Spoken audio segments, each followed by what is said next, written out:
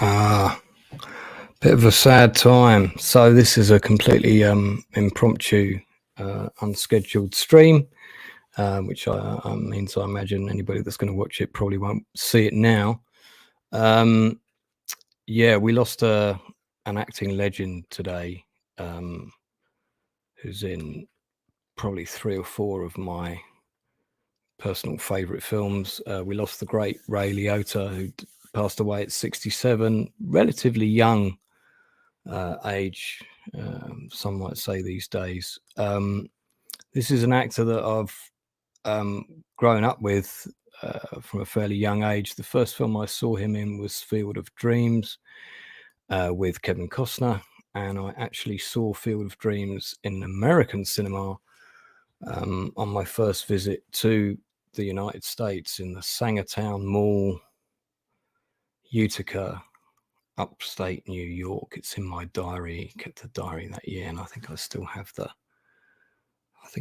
the newspaper cutting with all the film times and so on. He played Shoeless Joe Jackson in that film, and it was a performance that really grabbed me and made me go and look up who Shoeless Joe Jackson was. So any actor that can do that and pique my interest in baseball, which was not a sport that I was particularly interested in, is to their credit. Now, of course, most people will know him for Goodfellas, where he was absolutely outstanding in, I guess, what you would call the central role, which was the film that made his career. Arguably, many would say that was his best performance, and he peaked too soon. I think that's a bit unfair to him. He certainly gave many a great performance later in his career. He had an up and down career. He struggled with being typecast as either gangsters or cops, and those were the 2 main roles that he played. But he did them incredibly well. And in particular, one of the films that I really enjoyed in his later career was Copland. I'm just going to check the year that came out, with Sylvester Stallone, and it reteamed him with Robert De Niro, I think for the first time since Goodfellas. I think Copland was in the 90s, like maybe 98. And I saw that at the cinema. Really enjoyed that movie. I feel like that's a film I should watch again. 97. Yeah, 97. One of the things I saw of his fairly recently was I was interested in to see if anybody had ever made a biopic about Frank Sinatra. And sure enough, somebody had, and it was Ray Liotta in a film called The Rat Pack, which was a television movie. It's a 2-parter that was made in 1998. And I think that's probably been overlooked by most people in the UK, because I'm not sure it was ever released here, but I found it and I got hold of it and I watched it, and it wasn't the best script in the world, but he was particularly good in it. I saw that about 2 months ago. Other films of mine, sort of faves of mine that he was in that I really liked, he was in Narc. He was very good in Narc in 2002. John Q had a good role in that. And then Identity, that was not bad.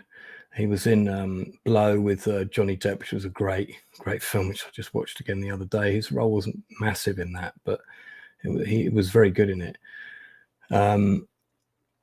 Then, more recently, he'd done an awful lot of video game voiceovers and stuff of that nature. Some more, everything from kind of Muppets Most Wanted, bigger films, to smaller independent films. Really did do a lot of different stuff. He's in a big television series that I've not seen, that I feel now I've got to watch, called Shades of Blue, about a corrupt cop. He didn't play the lead role, but I really want to watch that.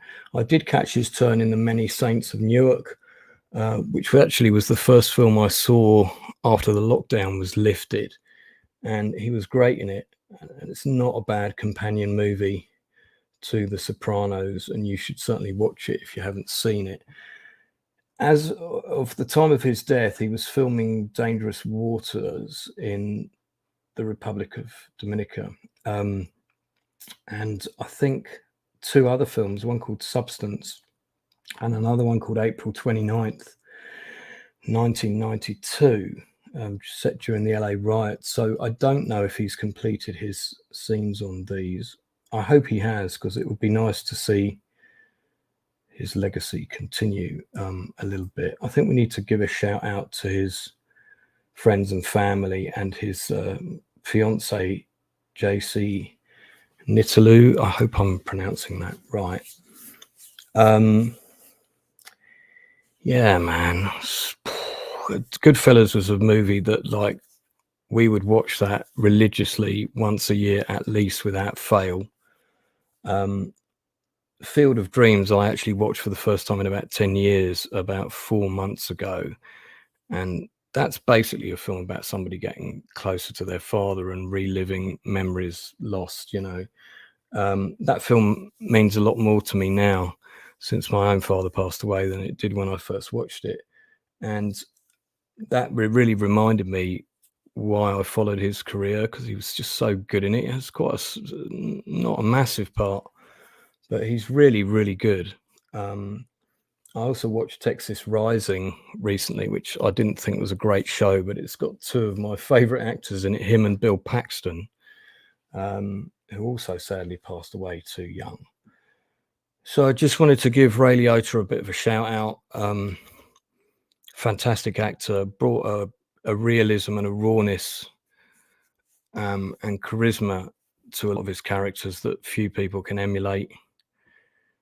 Did some absolutely outstanding work. He never stopped working. You know, like anybody, he had highs and lows in his career, but he never stopped working, which probably says a lot about him.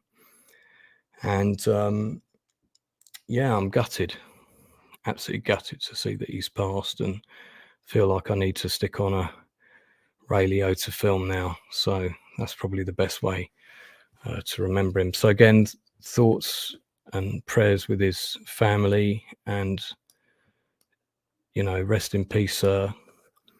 Thank you very much for the memories on the silver screen, and you know, long may your legacy continue. Those films are going to be around forever. So I think that's all I want to say.